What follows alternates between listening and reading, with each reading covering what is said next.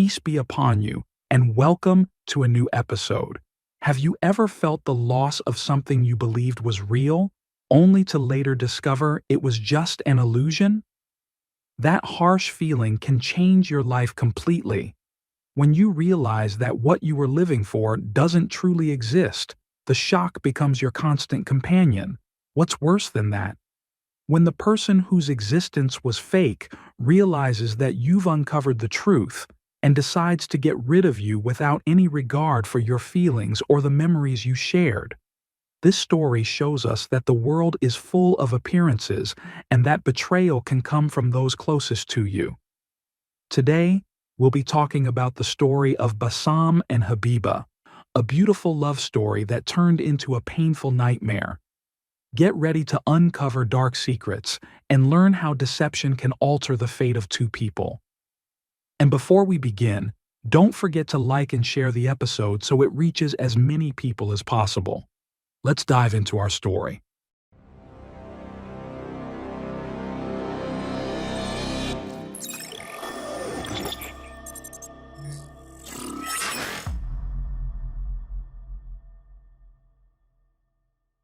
Our story begins in 2018 in Cairo. Bassam Osama is a young Egyptian man in the prime of his life, from Cairo, specifically from the Fifth Settlement area. He was studying in his final year at the Faculty of Computers and Information at the British University. He was known for being hardworking and excellent in both his studies and life. He came from a well-off and respected family, and everyone around him, neighbors, friends, and acquaintances, testified to his good character, upbringing, and morals. He was deeply in love with a girl named Habiba Ashraf. Habiba Ashraf is also an Egyptian girl from Cairo, living in an area close to where Bassam lived. She lived with her family, which consisted of 3 members: her father, Ashraf Hamid, and her mother. Habiba was studying engineering at the British University. The story of Bassam and Habiba began a long time ago, about 8 years earlier, when they were in middle school and still children. They met at a private lesson and used to go to classes together since their homes were in nearby areas. They gradually got to know each other and eventually fell deeply in love. Habiba was known to be very protective and jealous when it came to Bassam. At first, the attraction was stronger from Bassam's side. He started to develop feelings and talk to his friends about her. Some of his friends advised him to confess his feelings, especially since he felt strongly about her, while others told him to hold off because they were still young and had their whole lives ahead of them. But Bassam was sure about his feelings toward Habiba, so he decided to tell her the truth rather than hide it and regret it later. He confessed his love to her, and she also admitted that she loved him. That was the start of a beautiful love story, and their bond grew stronger over time. All their friends knew about the relationship, and even their families found out. Everything was out in the open, with the hope that one day, when they were older, they would get married. They got to know each other more deeply. Habiba started telling him about her family, that they were well educated and that her father, Ashraf Hamed, was a graduate of the Faculty of Pharmacy.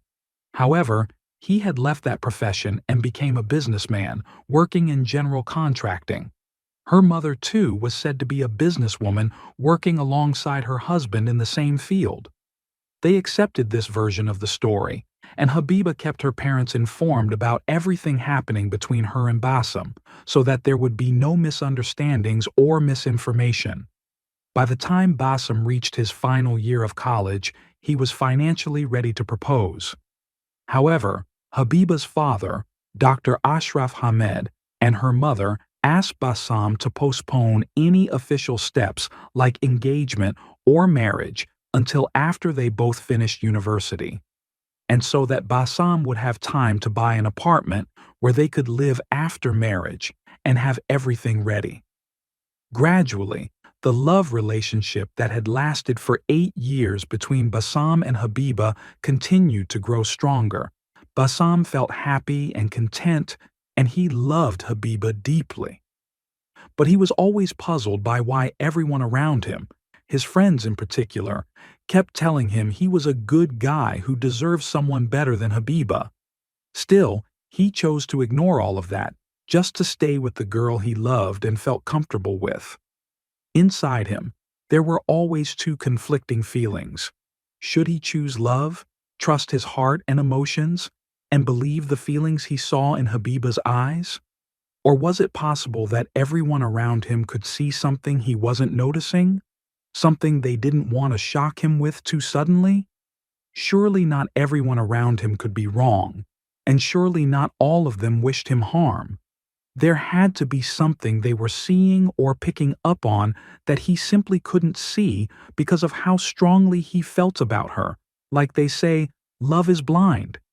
His friends genuinely thought that despite Habiba's outward appearance and the image she and her family consistently projected of being socially refined, there was a big and obvious social gap between her family and Bassam's, one they couldn't hide no matter how hard they tried.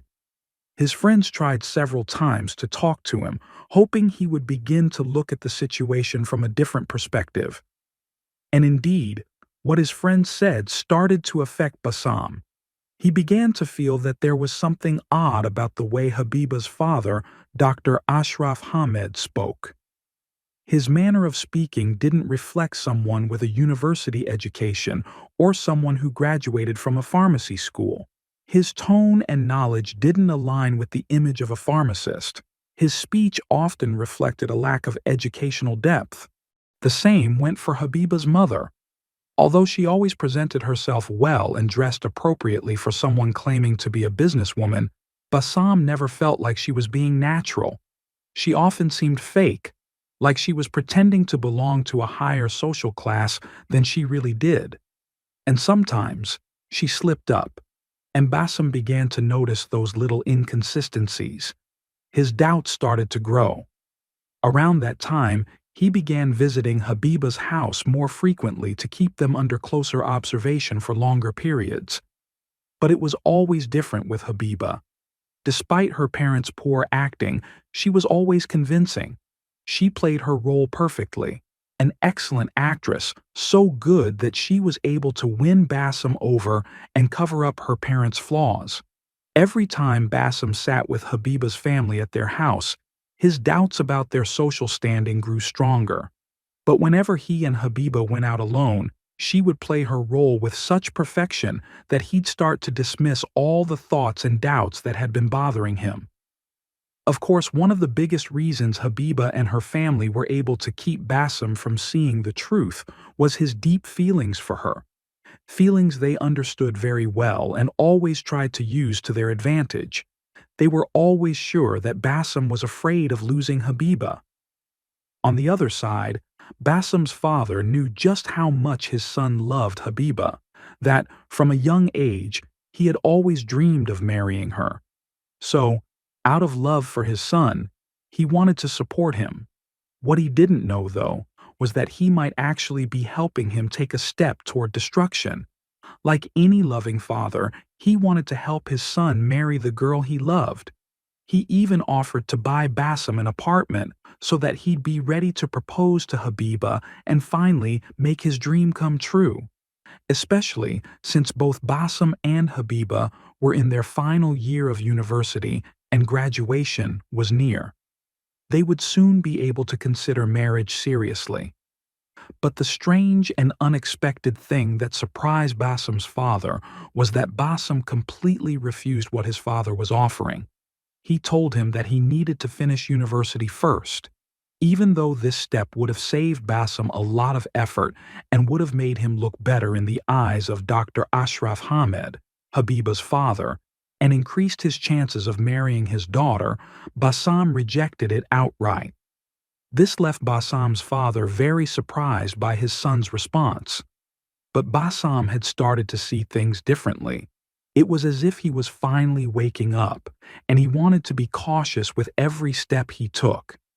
He wasn't going to take any new official step toward being with Habiba until he was absolutely sure about everything. until he cleared the doubts that were growing in his mind. Over time, as Bassam continued searching for the truth, he noticed something that made his doubts grow even stronger. Most of the people around him, whenever the name Dr. Ashraf Ahmed came up, would correct him and say the name was actually Sharif Ahmed, not Ashraf Ahmed. This really puzzled him. He kept asking himself, who is Ashraf? And why did Habiba tell him her father's name was Ashraf, not Sharif? The issue kept nagging at him for a while until he finally decided to confront her and ask directly. He called her and asked to meet up.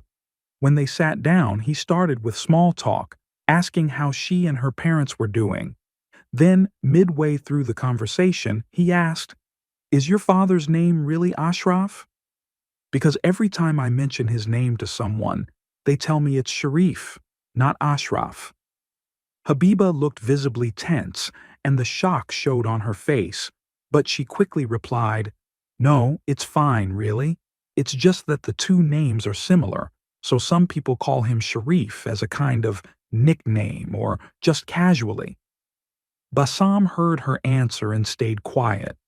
He couldn't really say anything. After all, it sounded like a reasonable explanation, but he kept asking himself, why did she seem so nervous? And why, if her father goes by another name too, had he never heard of it before? They'd known each other for 8 years after all. He should have known something like that. After that, Bassam decided to speak directly with Dr. Ashraf, Habiba's father. He had been seeing more of him lately anyway, and during one of their conversations, instead of calling him Dr. Ashraf, Bassam deliberately called him Dr. Sharif. At that moment, Dr. Ashraf was in the middle of discussing something, but when he heard the name Sharif, he paused briefly and looked at Bassam.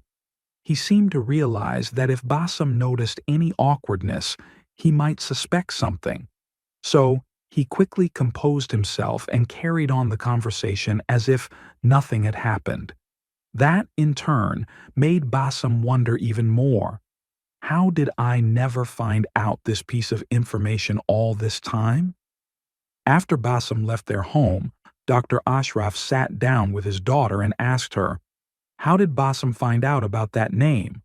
She replied that people had mentioned it and that she explained to him it was just a nickname people use sometimes, and the matter seemed to pass for the time being. But every time Bassam spoke with Dr. Ashraf, he would try to ask about his work and what exactly he did. Yet Dr. Ashraf was always determined to dodge those questions.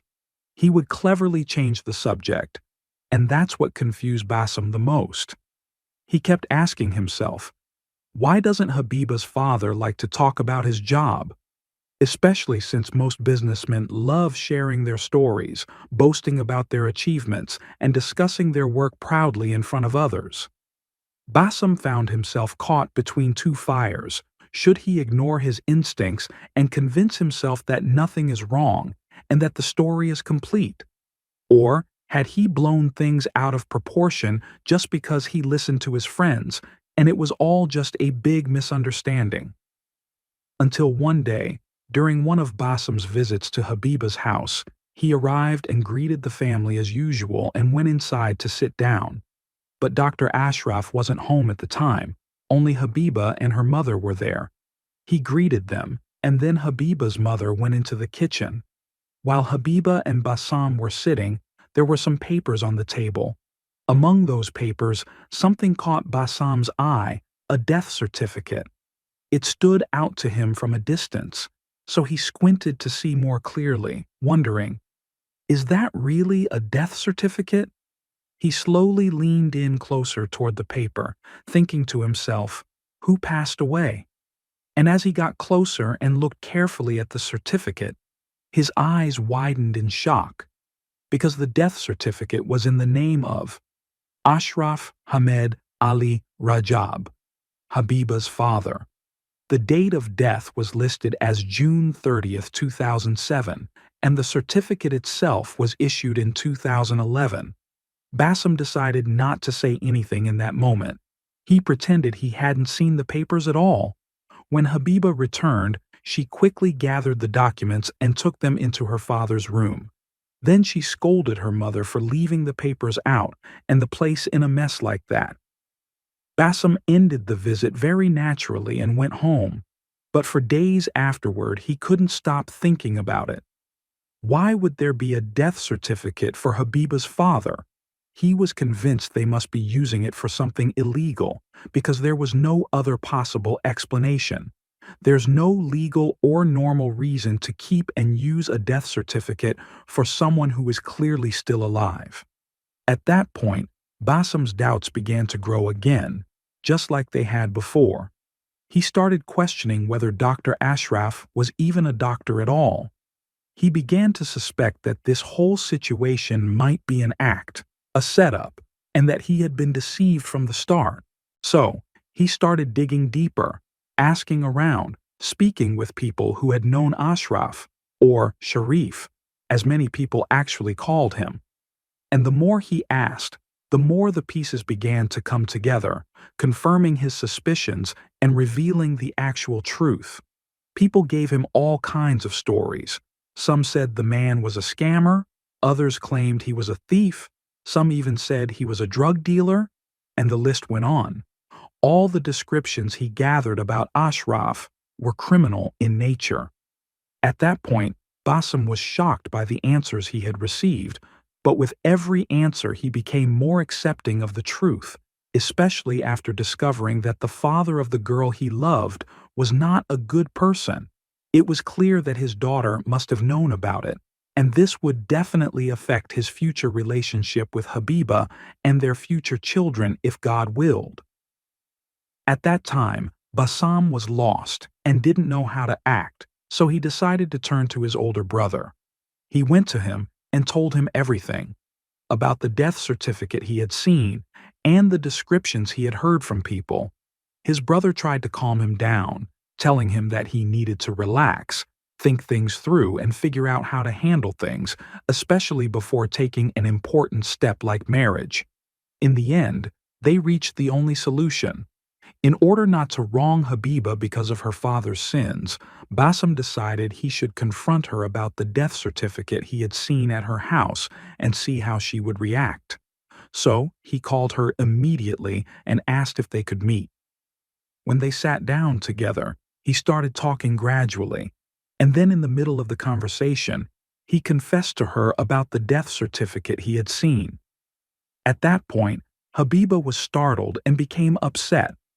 She denied the existence of such a certificate, insisting that he must have seen something wrong or imagined it.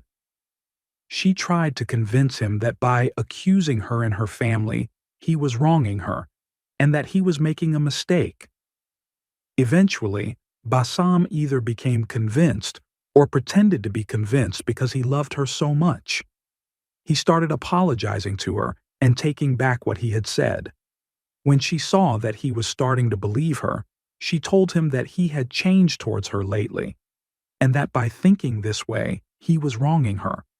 She also said that if they continued like this, their life together would be filled with misery and sadness, which, of course, was her way of trying to plant the idea in his mind that he was being unfair to her, relying on his feelings for her.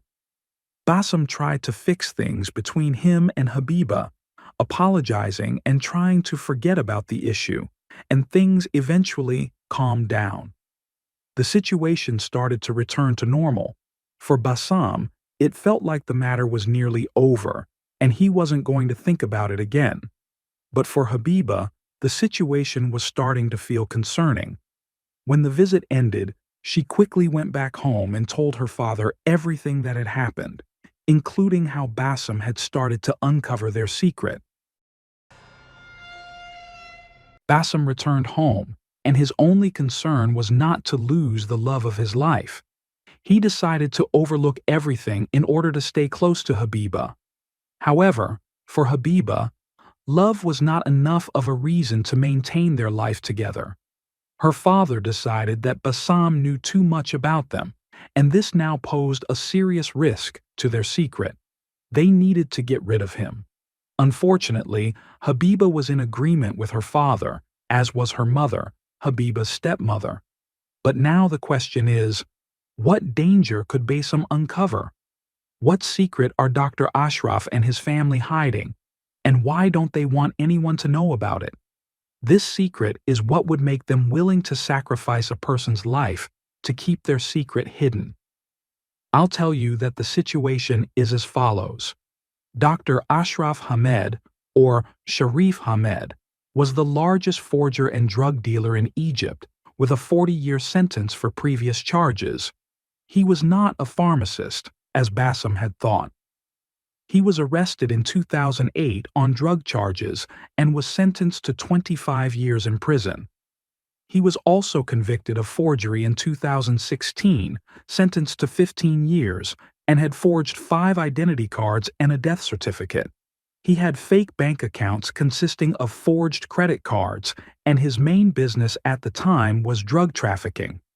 Of course, the construction business was just a cover for his crimes, and the company was merely a money laundering operation for all the illicit money he made from his shady dealings. Bassam didn't know any of this, and he didn't even get the chance to find out because Ashraf Hamed knew that if Bassam learned the truth, he would never stay quiet and would be the reason for his arrest, ruining all his plans. So, the decision had already been made to get rid of Bassam. Before that, however, Ashraf Hamed asked Bassam to meet him and talk. When Bassam arrived at Habiba's house and sat down, Ashraf Hamed welcomed him, asked about his news, and immediately got into the topic. Habiba had told him everything that had happened and asked for his opinion, wondering if Bassam still had doubts. It was at that moment that Bassam realized that Ashraf Hamed knew he had been exposed and started changing his tone of speech all of a sudden. Where he had once been talking to Bassam as the father of his beloved, he now spoke to him as Sharif Hamed, the person people were calling a fraud, a thief, and a forger. Bassam responded by not denying his suspicions. He told him that he was sure of what he had seen, whether Habiba denied it or not. He wasn't imagining things, and all of it was true. He was convinced of that. The information that Bassam knew about Ashraf was only a small part of the truth. Most of what he knew were just answers from people he had asked about Ashraf Hamed. But the real truth was a long criminal history. This infuriated Ashraf, and when Bassam left, Ashraf gathered Habiba and her mother and told them that he had decided to get rid of Bassam. He asked his daughter to overlook her feelings for Bassam because Bassam would bring harm to both him and her mother. Indeed, Habiba made her decision, which was to stand by her family and abandon the love of her life in order to cover up her father and mother's criminal deeds. But on the other hand, she was still in contact with Bassam and tried to convince him that she had nothing to do with her father's mistakes, that she and her mother were innocent victims of his criminal history and nothing more.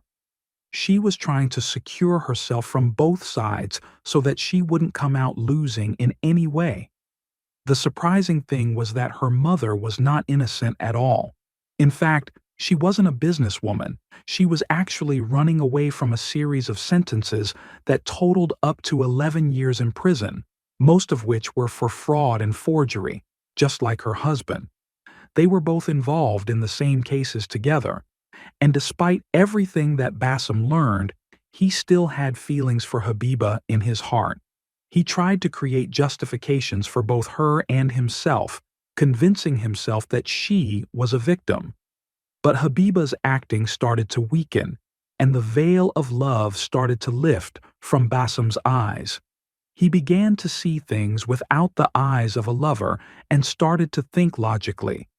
He realized that this relationship could not continue, and that he would be wronging himself and his future children if he continued with it. During all these events, Ashraf began preparing a plan to eliminate Bassam. It was at the beginning of Ramadan in 2018 when Ashraf bought an apartment in the New Cairo area and began preparing it to be a grave for Bassam. Everything was ready. The only thing left was to lure Bassam into the trap so that they could get rid of him. Ashraf, Habiba's father, called Bassam and told him that he needed to meet with him to give him the money for the engagement and wedding preparations, and to end things so that Bassam wouldn't try to expose them. He sent Bassam the address of the apartment in New Cairo, which Ashraf had prepared to eliminate Bassam. Bassam was convinced, and indeed, he prepared himself and went to the address Ashraf had described to him. When he arrived there, he found the apartment door open. He kept knocking from outside and calling, but no one was responding. He was about to leave when he heard Ashraf's voice coming from the kitchen, telling him to come in as he was preparing tea.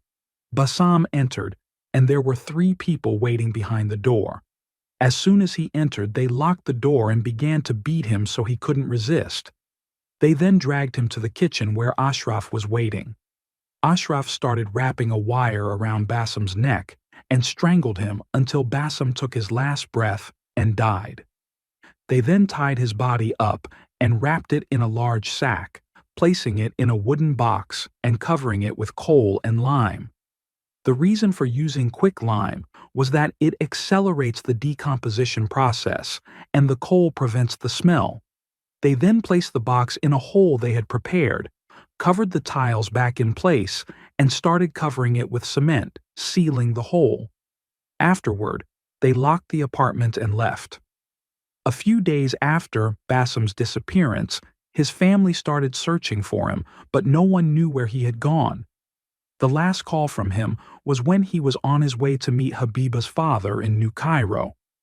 And then he vanished.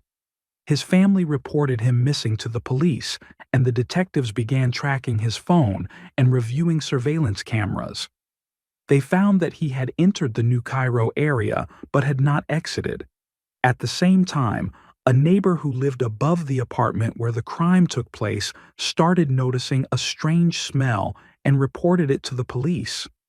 When the police entered the apartment, which was completely empty, they noticed the strange smell. After extensive searching, they discovered the source of the odor beneath the tiles. When they started breaking the ground, they made a shocking discovery. The shocking discovery was Bassam's body, buried under the tiles, wrapped in a large sack, and decomposing. There was lime and coal surrounding the body. When the news reached his family, they were devastated, unable to comprehend who could have done this to their son. However, Bassam's brother remembered the story Bassam had told him about Habiba and her father, Ashraf, and concluded that they might be the ones responsible for what had happened to his brother. Indeed, Bassam's brother accused Ashraf Hamid and his daughter Habiba and demanded an investigation. The police arrested the people who had assisted Ashraf in taking Bassam's life initially, as after reviewing the surveillance cameras, they found these individuals were strangers to the New Cairo area. They began investigating them, and each person initially denied involvement. However, denial always led to an end, and each person had to face their consequences. The first person the police arrested was one of those who helped Ashraf with the digging and moving of the body. As soon as he sat with the detectives, he completely broke down and cried, saying, "I have nothing to do with the crime. Ashraf is the one who killed him." One by one, each of them confessed what had happened. Each person tried to exonerate themselves, claiming that their role in the crime was minor. The first one said he was just digging. The second one said he thought it was just a fight. But the disaster was that Ashraf and his daughter Habiba were the main culprits. When Habiba was arrested and started being interrogated, at first she denied everything, saying she knew nothing about it. But when they confronted her with the phone calls and messages between her and her father before the crime, it became clear that she was fully aware of what was going on.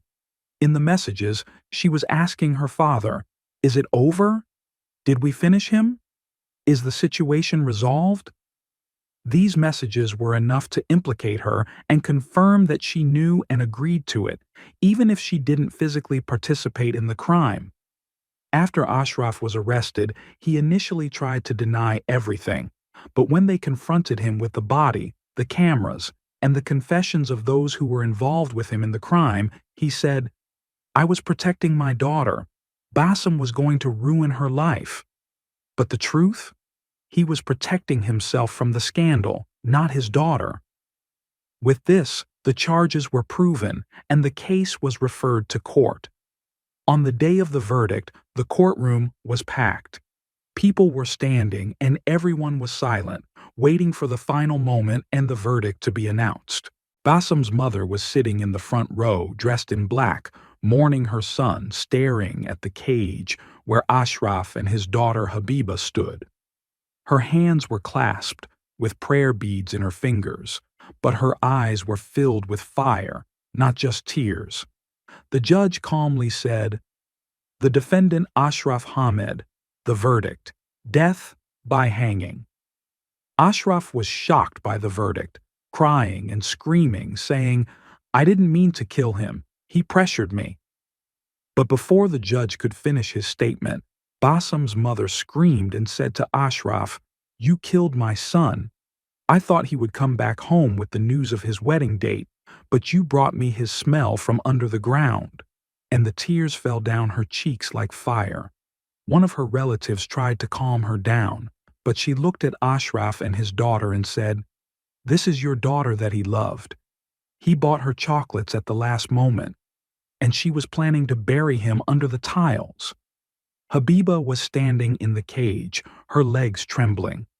At that moment, the judge said, "The defendant, Habiba Ashraf, is sentenced to life imprisonment for 25 years. Habiba started crying and said, "I didn't know he was going to kill him for real. I was scared." At that moment, Bassam's mother looked at her and said, "Scared? My son was killed and buried like a dog. If he was scared like you, he would have lived." The moment the sentence was pronounced marked the end.